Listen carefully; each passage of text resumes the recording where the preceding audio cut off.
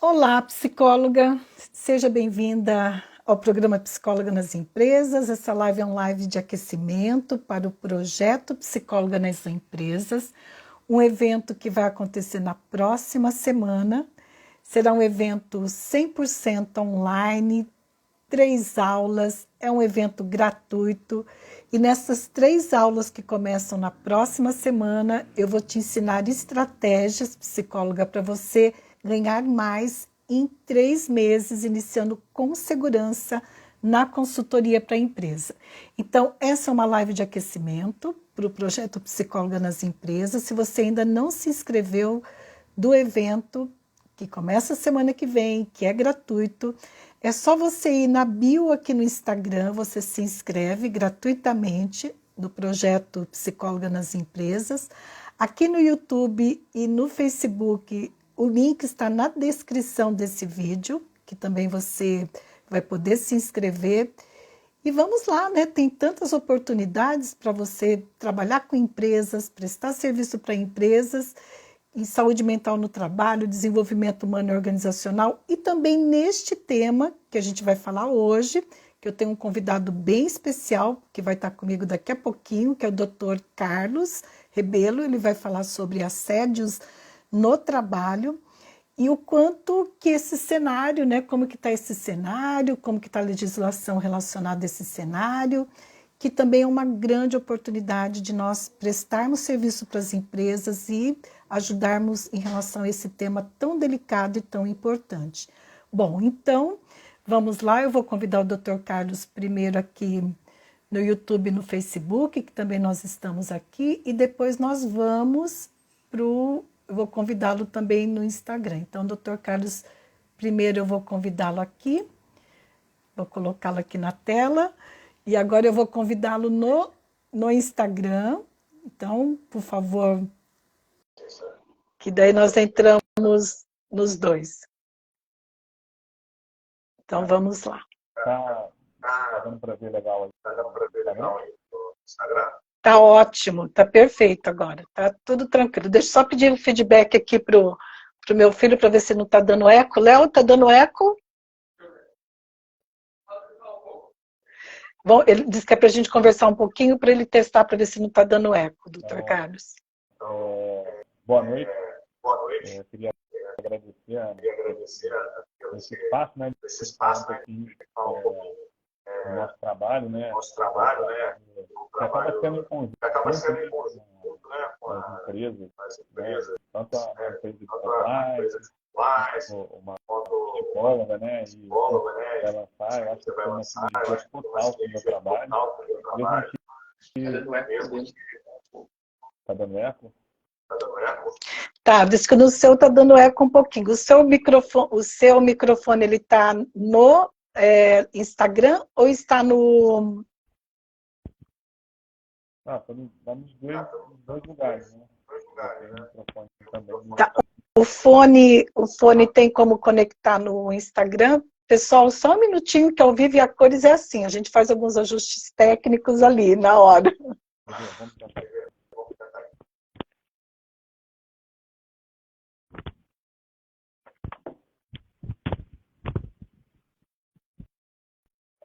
Você me escuta melhor agora?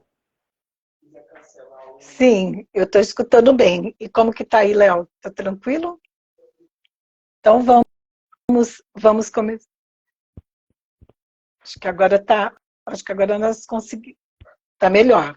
Melhorou. Então vamos seguir assim, doutor Carlos. Então... Bom, desculpa interrompê-lo, né? Ter interrompido você, mas eu vou primeiro... Opa, olha, já até quase derrubou aqui a minha câmera aqui. Mas vamos lá, a gente não desiste. Doutor Carlos, então assim, bem-vindo, muito obrigado por ter aceito o convite para compartilhar sua experiência, seu conhecimento sobre esse tema que é tão importante e ao mesmo tempo também é um tema tão delicado, né? E que a gente precisa divulgar, conscientizar as empresas em relação a esse tema, os trabalhadores, né? Então, muito obrigado por estar aqui conosco essa noite. Ana, eu que agradeço aí a oportunidade de poder falar um pouco, né, do nosso trabalho. Como pessoa tão capacitada de ADC, né, há uns 2 meses, 3 meses atrás eu te procurei para a gente bater um papo, né, sobre essa questão do compliance, né, dessa nova lei, agora a lei de entrega mais mulheres, né, que trouxe algumas medidas para acompanhamento de relatos, né, que é o famoso canal de denúncia com que a gente trabalha. E, pô, você foi muito bacana, a gente, né, teve uma sinergia legal e eu que tenho que agradecer de novo aí, né, esse convite que você me fez para a gente fazer essa live, tá?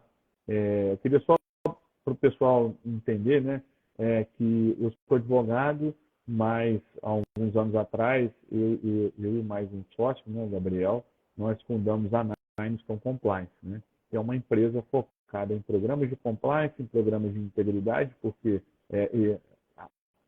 muitas pessoas falam que programas de compliance e integridade são sinônimos. A gente entende que um programa de compliance ele tem mais trabalho a se fazer, né? O programa de integridade está muito ligado à anticorrupção, né? Então, integridade pública, né? Um pouco e também está dentro do campo dos decretos legislativos, né? Dos decretos legislativos de estados e municípios, né? Em relação à lei anticorrupção, né? Veio a dizer, né? Quais pilares que você tem que cumprir para ter um programa de integridade. Então, a gente tem um programa de compliance, um programa de integridade. A gente também faz aquele trabalho na área de proteção de dados, que é com base na LGPD. E agora, a gente tem trabalhado muito com gestão de canal de denúncia. Então, a gente não entrega só uma licença para as empresas, a gente faz a gestão do canal, né, recebendo, a gente tem um software, mas a gente recebe as denúncias e classifica elas em 4 riscos diferentes. Tal. Então, eu vejo, né, e a gente já conversou isso, né, um tempo atrás, que as empresas hoje elas vão ter que trabalhar com essa questão multidisciplinar, né? Então, você tem um jurídico, você tem um RH que trabalha com pessoas, né? Mas e o psicólogo, assistente social, né? Próprio assistente social. Eu sou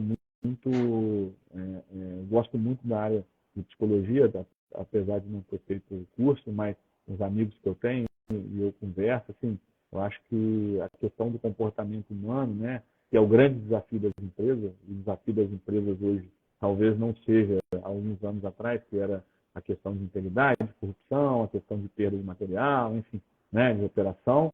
Também mas eu acho que o comportamento vai fazer muita diferença, né, de como a gente consegue conviver no mesmo ambiente, se tratar, né, tratar bem, saber pedir, né, para que você cumpra um prazo, para que não gere conforto, né, e para que as pessoas não continuem adoecendo igual a gente tem visto, né. Sim. E, doutor Carlos, eu queria, assim, entender um pouco, né, e até é um assunto que eu tenho estudado, tenho acompanhado já desde o mestrado, em 2016, enfim, mas houve recentemente algumas mudanças significativas, né, principalmente em termos de legislação no que diz respeito a assédios no trabalho. O que você poderia estar compartilhando aqui conosco no sentido desse contexto, né? Que cenário é esse em relação à legislação? Quando você falou de um canal de ouvidoria, então, o que é isso? O que é esse canal, né? Então, nos ensina aí um pouquinho para a gente poder se situar como que esse tema está presente cada vez mais, né, no dia a dia das organizações. Ana, é o seguinte, o que acontece? Eu acredito que o legislativo, quando ele...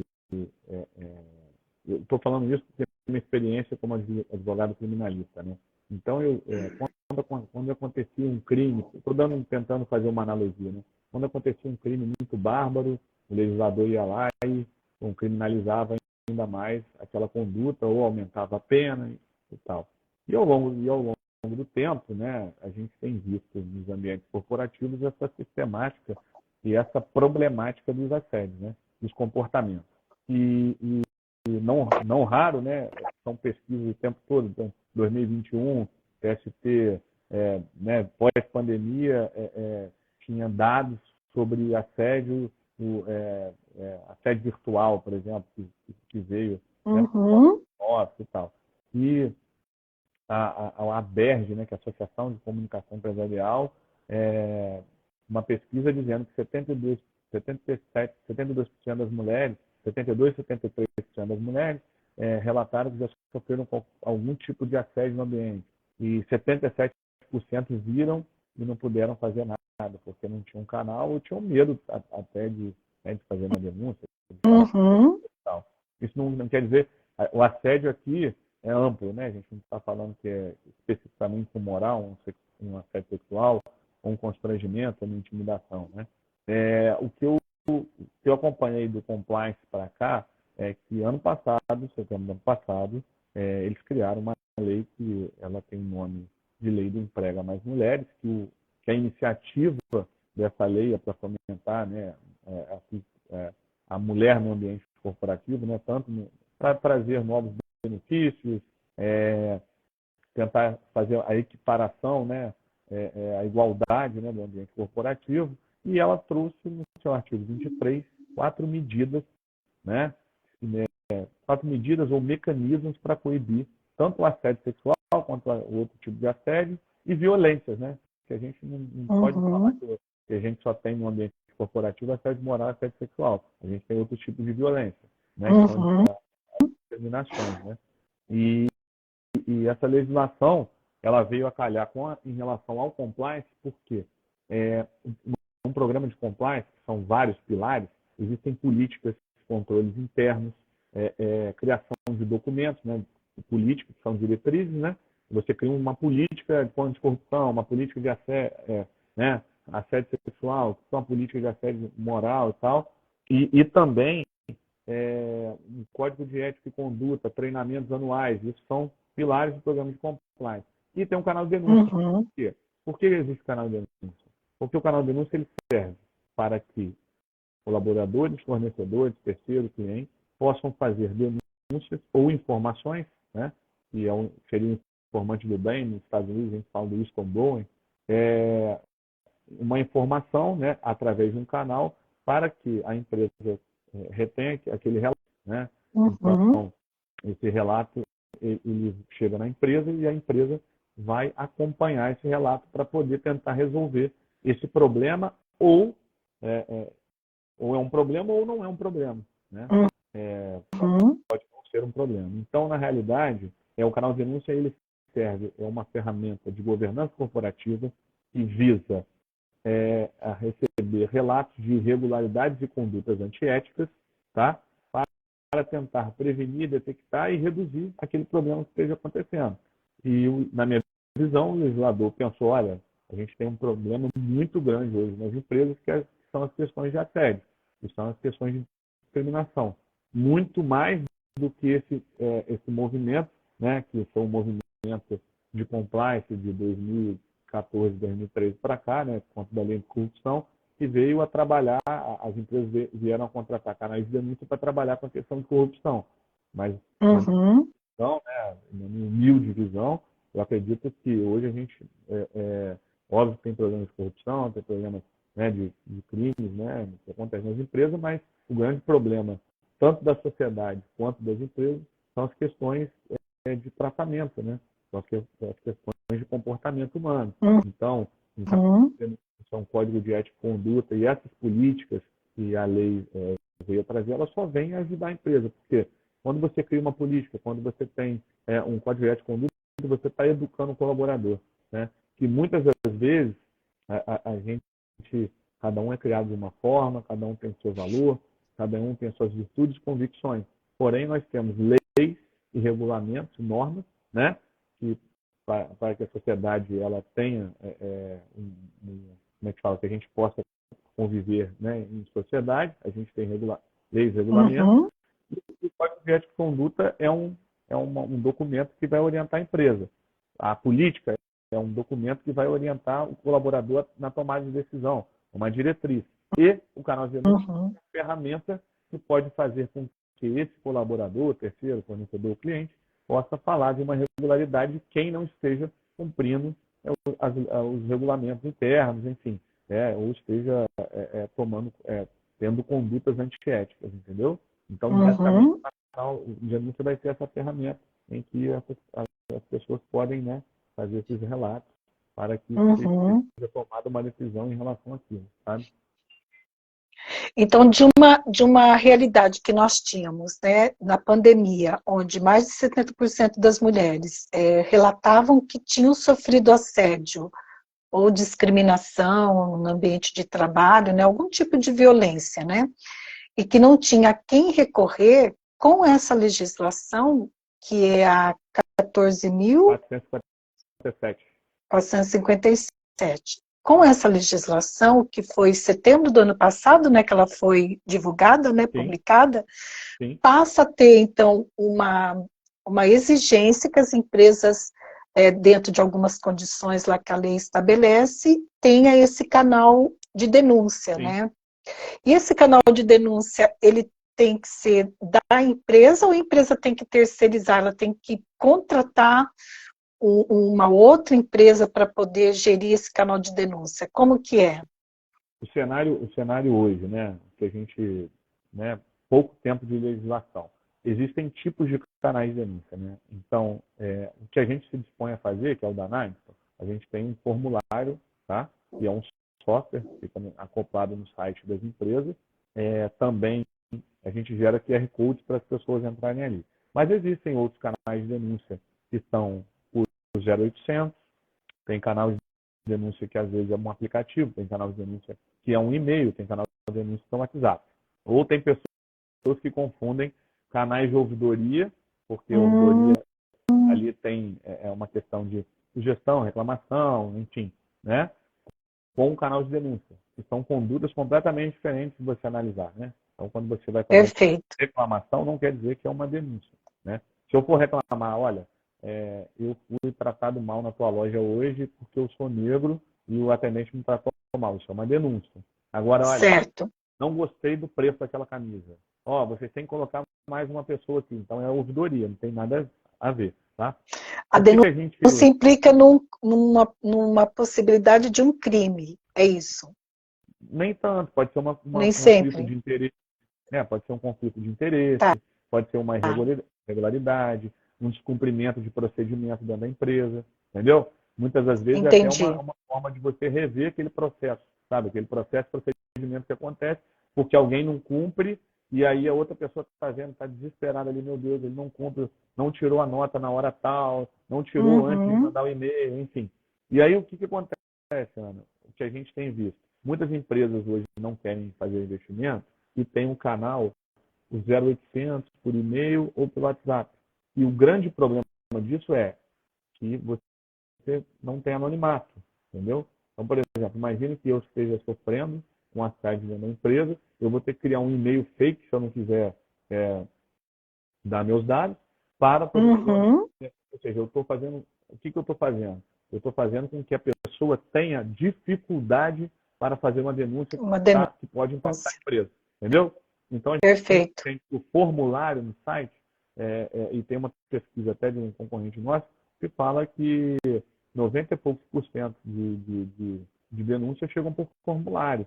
Ou seja, ou a pessoa entra no site, faz a denúncia, ou através do QR Code, a gente gera um QR Code, a pessoa passa o QR Code do celular, pode fazer a denúncia de casa, sem se expor, né? Sem entrar no site.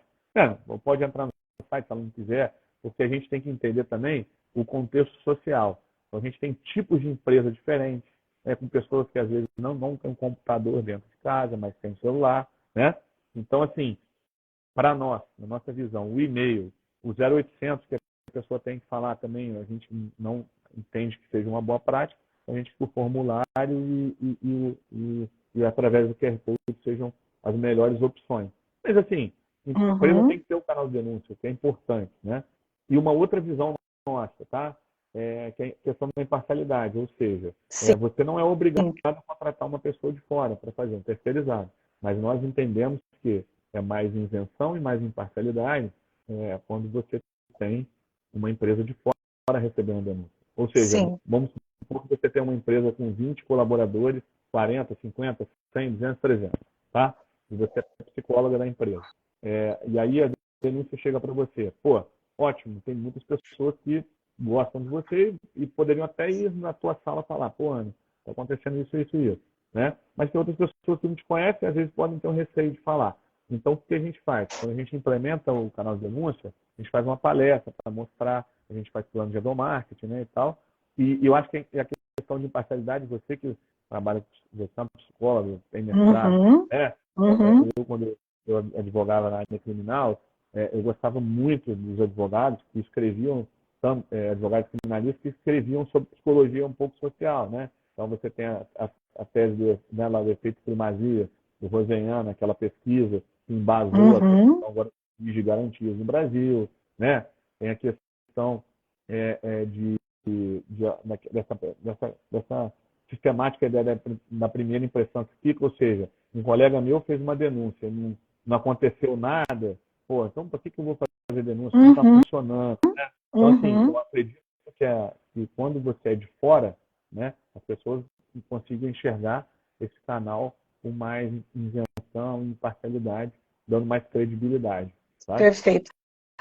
Eu gostaria de fazer um comentário a respeito da questão da imparcialidade. Tem a questão da denúncia, que eu quero resgatar isso daqui a pouquinho, mas antes eu acho importante falar dessa questão da imparcialidade. Quando nós trabalhamos com saúde mental no trabalho, né, nas organizações, nós que eu digo psicólogas, né, por exemplo, eu trabalho com a referência da psicologia do trabalho e da psicodinâmica do trabalho, e o autor da psicodinâmica do trabalho, que é um médico, psicanalista, psiquiatra francês, que é Christophe Dejour, o Dejour vai falar que o adoecimento, né, quando uma pessoa ela sofre um assédio, o grande problema é o isolamento e a falta de solidariedade que muitas vezes ela não tem no trabalho. E que isso gera muito mais, agrava muito mais ainda o adoecimento desse trabalhador.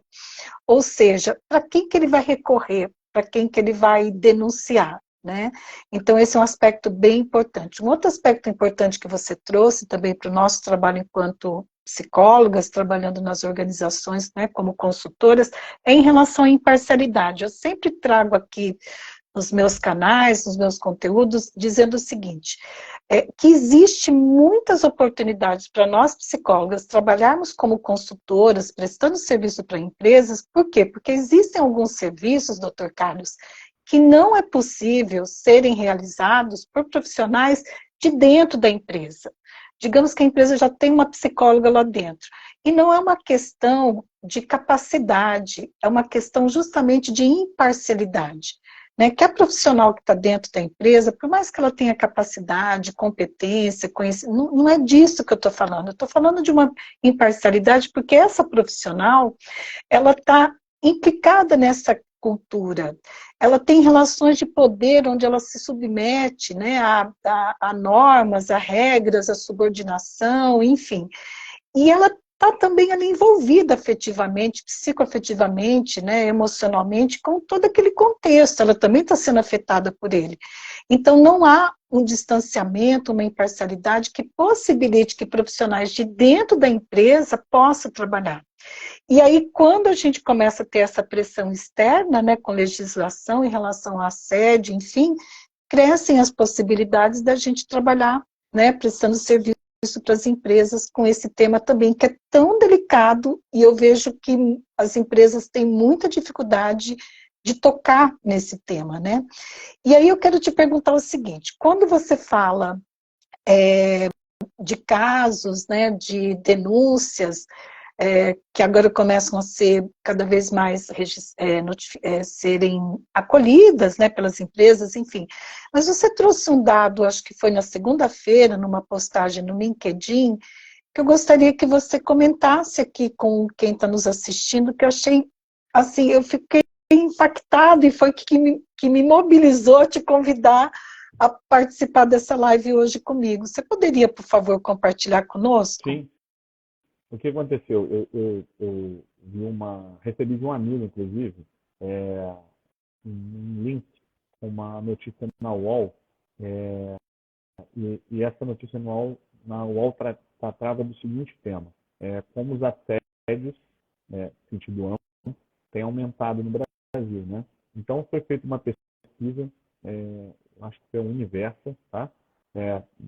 Está no site da UOL, depois a gente pode até mandar o link, né, para o pessoal, que Tá. de janeiro a junho de 2023, o Ministério Público do Trabalho recebeu 6.309 denúncias formais de assédio moral e 682 denúncias formais, né, que eles receberam lá, de assédio sexual. Dá para entender o tamanho do problema, né? Porque é uma coisa de louco, né? Você analisar que tiveram pessoas que foram no Ministério Público, do Trabalho fazer isso, né? Quando essa denúncia formal, tal, né? De algum modo o Ministério Público soube. Agora você para imaginar que tem pessoas que sofrem assédio e nem sabem que é assédio. Por quê? Porque não tem um treinamento. Entendeu? Sim, não tem a conscientização, né? Que acha que, não, meu diretor é assim, ele é desse jeito, mas ele é uma pessoa boa, porque, sabe? E aí vai chegando até um momento que enche, né, o pote e a pessoa tem um problema psicológico, né? Então, assim, eu sou muito preocupado com as questões de imparcialidade, sabe? É até um tema que me dá até prazer de quando eu leio sobre alguma questão de imparcialidade, sobre algum tema que eu já tenha visto, porque teve um ano que eu li uma pesquisa de um autor que chama Bernd Schunemann, sabe? O Schunemann, ele fez uma pesquisa sobre a imparcialidade do juiz, né? Quando ele tinha acesso a todos os, por exemplo, aqui no Brasil a gente tem um inquérito policial, depois e aí o inquérito policial é feito, vai para o Ministério Público denuncia, né? O juiz recebe a denúncia. Então ele fez uma pesquisa no seguinte: até o recebimento da denúncia, ele dava para o pessoal ler, né, o que tinha acontecido lá no fato, o inquérito policial, aquele negócio todo, sabe? Então ele fez dois grupos. Tá? Eu não vou te dar com exatidão como foi feito, mas foram dois grupos. Um grupo tinha acesso aos primeiros pontos. O outro grupo não tinha acesso aos primeiros pontos, só do momento processual cimental, entendeu? Então aqui as pessoas foram as pessoas que não tiveram o primeiro acesso foram absolvidas, as outras não, entendeu? Então assim, quando a gente conversou aqui com o meu sócio, Gabriel, eu tentei trazer essa questão assim, não tem como a gente vender uma licença de software, ser uma empresa só de tecnologia, só entregar tecnologia. A gente tem que trabalhar com uma questão humanizada. Então, o que a gente se dispõe a fazer é um relatório humanizado sobre aquele problema, entendeu? Porque quando nós pegamos um caso que é muito difícil de lidar, a gente traz interdisciplinaridade para isso. Então, né, nada melhor do que uma psicóloga para tratar de algum tema específico em relação a uma questão ocupacional, certo? Assim, o advogado jornalista vai saber discernir em algum ponto, né? Vai discernir no final da conduta. Mas até chegar ali, a gente precisa de uma orientação de uma psicóloga, a gente precisa de uma orientação de uma assistente social, a gente precisa de uma orientação, por exemplo, a processo e procedimento a uma pessoa de qualidade, a uma pessoa de produção, né? Que tem uma interdisciplinaridade grande, né, na área de engenharia de produção. Então, mas um ponto fundamental é que, às vezes, uma pessoa de fora mostra imparcialidade ou uma estética de imparcialidade.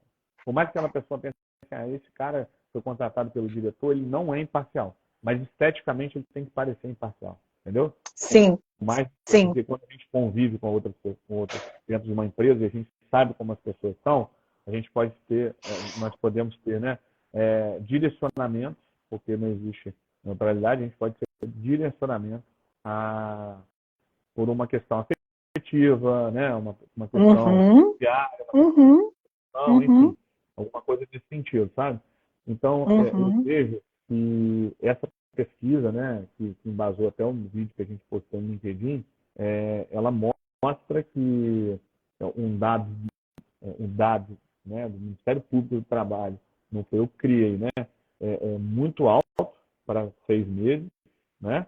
Além disso, a gente tem que colocar aí que muitas empresas não têm a mínima noção, tem pessoas que não têm a mínima noção de poder fazer uma denúncia, tal. A gente tem aquela pesquisa da BERJ também, que ela é um absurdo, porque 72% já sofreram, né, algum tipo, e 77% viram e não puderam fazer nada. Assim, é alarmante, né? E também o que acontece dos grandes, a gente vira e mexe se abrir um periódico, diariamente a gente está vendo ali um caso de alguma empresa muito grande que aconteceu isso, ou uma pessoa que sofreu aquilo, ou no passado a pessoa só pôde falar agora, como muitas mulheres, né, já sofreram tipos de assédio, sabe? E na prática, Ana, para não deixar você falar também, na prática, assim, nós fizemos alguns treinamentos de prevenção da violência contra a mulher, específico da prevenção da violência contra a mulher dentro do ambiente corporativo, e a gente trouxe também um pouco da visão da Lei Maria da Penha nesse treinamento, para que as pessoas que têm parentes, amigos, né, possam também conhecer a Lei Maria da Penha, porque às vezes você está sofrendo uma violência que não seja uma violência física, né, mas é uma violência psicológica, violência patrimonial, né, enfim, causa uma série de danos, né, e a gente fez na sexta. Né, excelente. Na terça-feira já tinha 9 denúncias no canal Denúncia da Empresa. Por quê? Olha só. Uma empresa com 50 colaboradores, é pouco, né? 50 colaboradores. Quantos? Né? 50 colaboradores, 9 denúncias. 50. E já deu esse, ou seja, equivale a quase 20%. Isso. É muito alto. E aí, e as denúncias eram não de um assédio sexual explícito ou uma importunação sexual, mas era uma questão de sexismo e de machismo, né? Então, assim, mulher, por exemplo, um relato, o rapaz falou, a mulher é bonita, a mulher calada, sabe esse tipo de conduta antiética, né? Sim. Que ela, às vezes, não tem uma legislação que pune isso, tá? Estou dando um exemplo, não tem uma legislação, a mulher não sabe dirigir, mas isso ataca profundamente a pessoa. Isso é um tipo de conduta. É uma forma de violência. Uma forma de violência, né? Então a gente não trabalha só com a questão de assédio moral e assédio sexual. A gente tem que trabalhar com importunação sexual, com homofobia, com transfobia, com racismo, com intolerância religiosa, né? Enfim, e eu vejo para as colegas aí da psicóloga que em algum momento, que já deveria ser, você tem uma empresa terceirizada, mas você vai ter que ter um psicólogo para lidar com um certo de trabalho, sabe? Porque, Ana, olha só, existem licenças de canais de denúncia que eles colocam os temas ali. Então, pensa no seguinte, uma pessoa que está fazendo denúncia está botando assédio moral, assédio sexual, assédio moral, assédio sexual. No final disso, se fizer um relatório gerencial no ano, vai acontecer o mapa da empresa vai ser, foram 50 denúncias, 25 de assédio moral, né? Que não foram tratadas, não tinha uma pessoa ali por trás, não tinha uma empresa terceirizada para investigar e tal. Então, gerou um dado dizendo que uma empresa, no ano, recebeu 50 denúncias e 25 de assédio moral. Ou seja, a gente tem uma empresa que está praticando assédio moral. Sim. Por isso que o trabalho de gestão de canal de denúncia com multidisciplinar, com assistente social, engenheiro de produção, qualidade, saúde e segurança do trabalho, essa questão multidisciplinar que a gente entende que vem a trazer, né, como psicóloga, né, e foi a nossa sinergia, é que vai fazer a diferença. Por quê? Ao final do ano, nós recebemos tantas denúncias, mas elas foram tratadas por quem de direito, e você gera um dado, não gera só um dado estatístico, gera um dado estatístico humanizado. Compreende? Sim. Entendeu? Sim, perfeito. É a temática que a gente pensa. Porque quando nós trabalhamos com saúde mental no trabalho, existem algumas estratégias, como se fossem pilares, né, para a gente poder planejar as intervenções, né? Então, a gente precisa primeiro conhecer essa organização, fazer um diagnóstico dessa organização no que diz respeito às dimensões lá relacionadas à saúde mental no trabalho, que é condições de trabalho, relações socioprofissionais, organização do trabalho. E aí depois nós vamos fazer um planejamento, né, em cima dessas estratégias, que é de prevenção, promoção e suporte. Então, veja, se eu tenho esse dado, né, essa informação, isso já vai me possibilitar criar estratégias para eu agir tanto de forma preventiva, tanto de forma também de promover, de prevenir, né, prevenir, promover e dar suporte também para quem já sofreu uma violência, enfim. Então, é um trabalho, como você disse, né? Ele é interdisciplinar, ele não é só multidisciplinar, ele é interdisciplinar, porque é uma integração, uma inter-relação dos trabalhos de diferentes profissionais que vão se complementando, né? E cada um tendo a sua visão, a sua importância, a sua expertise para poder combater, né, esse assédio no trabalho e outros tipos de violência. Agora, eu queria que você falasse um pouco mais sobre essa questão da Lei 14.457, em termos assim de especificidade, né? Assim, quando que uma empresa quer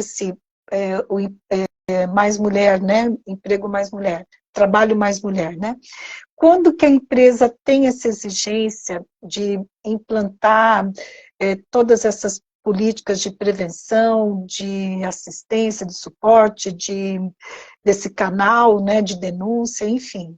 É o seguinte, existem duas NRs, né, que tratam desse tema, né? A NR5, né, que modificou essa questão da FIPA, ela traz um quadro, né, com um número de colaboradores que você teria que a NR4 ela vai trabalhar com o seguinte, ela vai pegar o SINAI e vai trabalhar o grau de risco dessa empresa. Tá? Certo. 1, 2, 3 e 4. Ali a NR5 Certo. vai dizer, ó, a partir do grau 4, a partir de 20 colaboradores, você vai ter que ter você vai ter que cumprir as exigências do artigo 23, entendeu? Porque na exigência do artigo 23, você vai ter que criar uma FIPA, entendeu? Então, assim... Que é uma comissão interna de prevenção de acidentes. E assédio.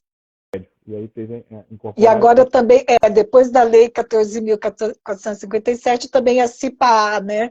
O pessoal está falando que é assédios, mas anteriormente era Comissão Interna de Prevenção de Acidentes, né? Que a NR5 vai tratar.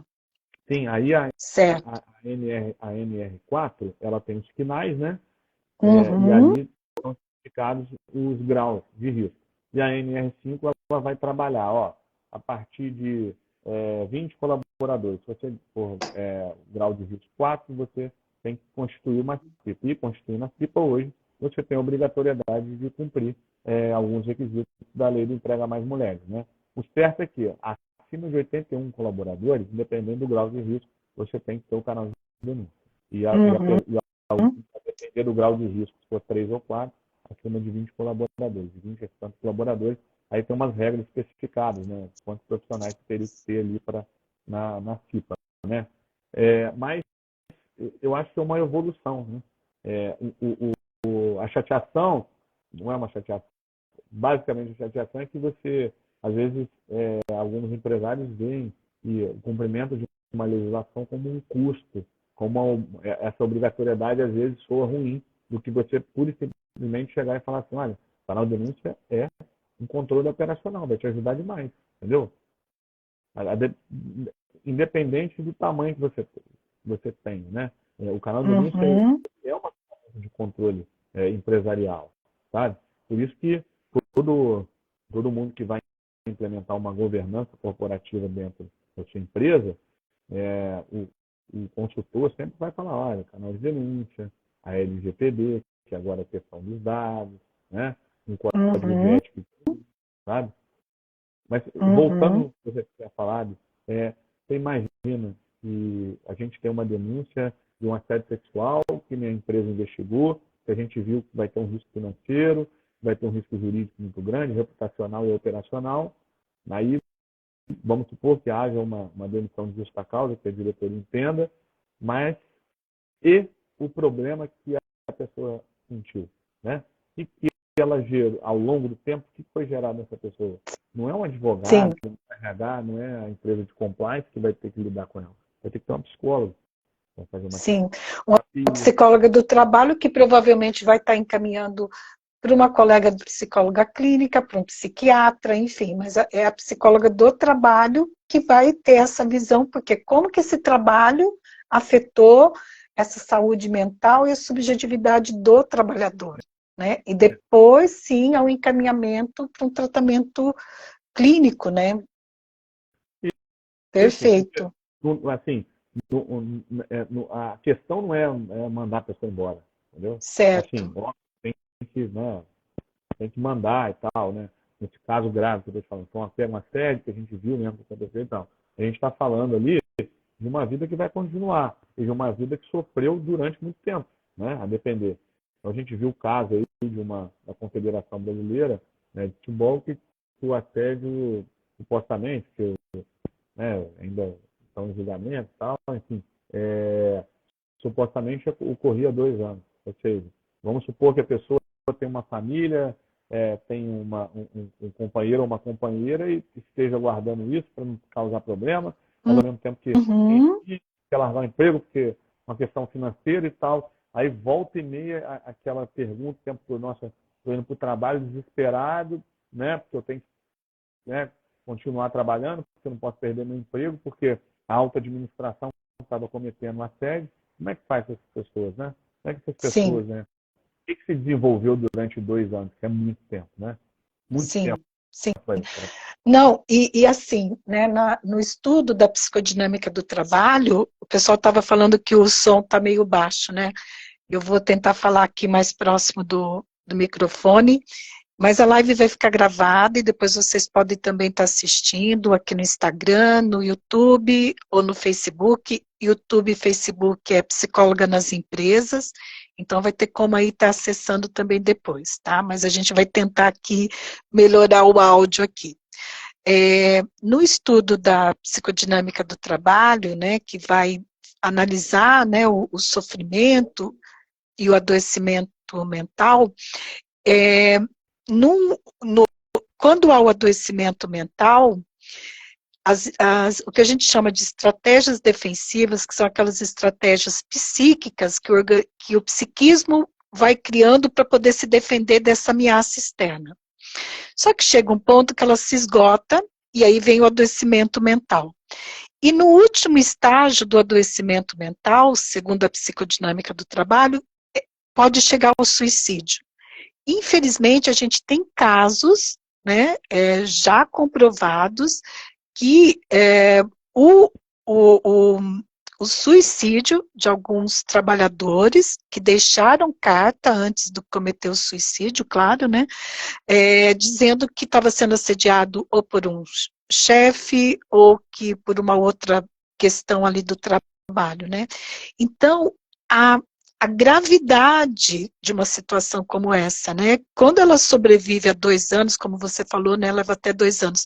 Quando esse trabalhador consegue sobreviver 2 anos numa condição como essa, sim, ele vai com certeza adoecer. Agora, há casos em que chega num estágio tamanho, né, de violência, de sofrimento psíquico, que ele tira a própria vida, né, e isso, existem estudos, é que o suicídio não pode ser divulgado, né, doutor, mas a gente tem estudos, né, a própria Fiocruz estava fazendo um levantamento nesse sentido também, então tem estudos que mostram, infelizmente, essa relação entre alguns suicídios e assédio relacionado ao trabalho, né?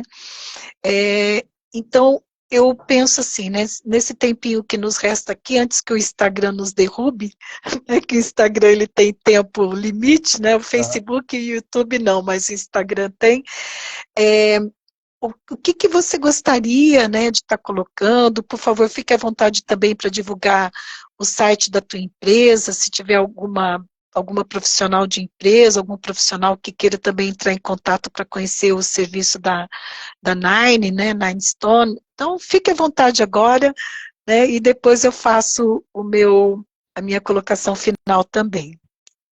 Olha, eu não posso sair daqui, né, sem agradecer muito aí, né, esse convite, tá?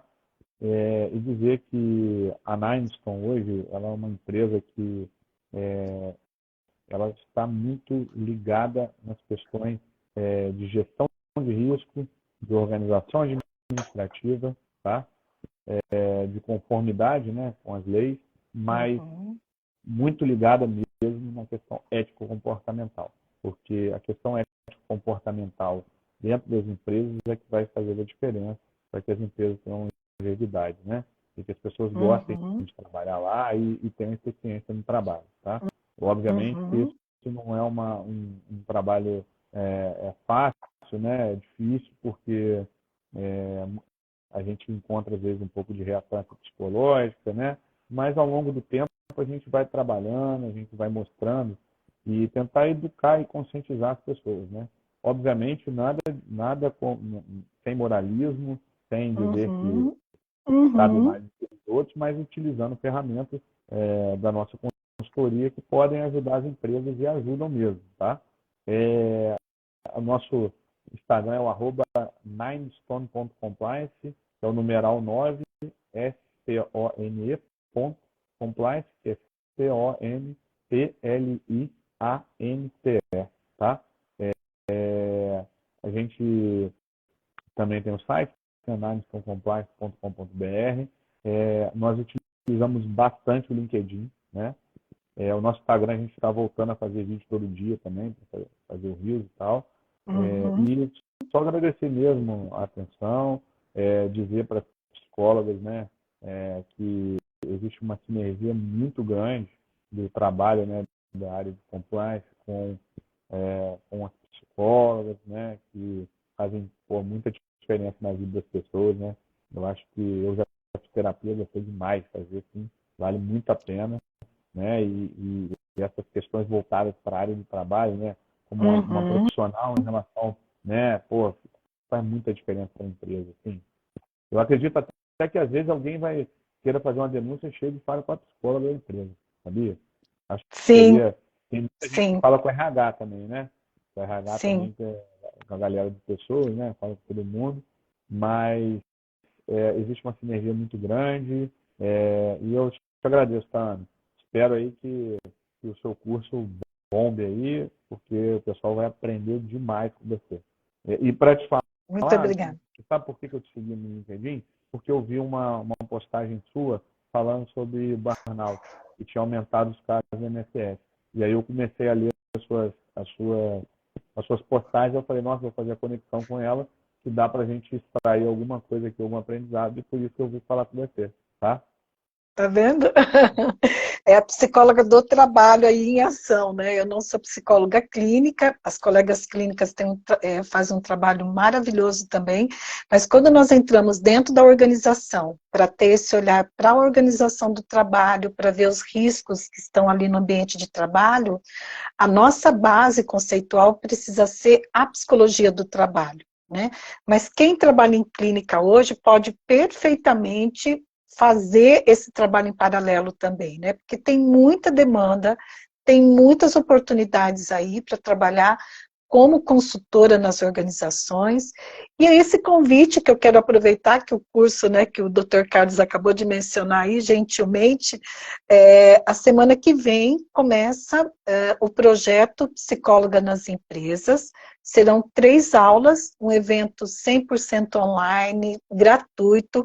E qual que é o objetivo desse projeto Psicóloga nas Empresas? É justamente ensinar, né, compartilhar com você estratégias para você poder ganhar mais em 3 meses, iniciando com segurança na consultoria para empresas. Então, eu sei que isso é possível, porque eu tenho alunas e ex-alunas que estão conseguindo esses resultados, mas de uma forma séria, ética, respaldado na nossa ciência, que é a psicologia, né? Então, eu sei que é possível sim. Eu te convido para participar, porque você lá no projeto Psicóloga nas Empresas, você vai construir os 3 passos iniciais para você iniciar a prestação de serviço para empresas e aproveitar todas essas oportunidades. Como que você se inscreve gratuitamente?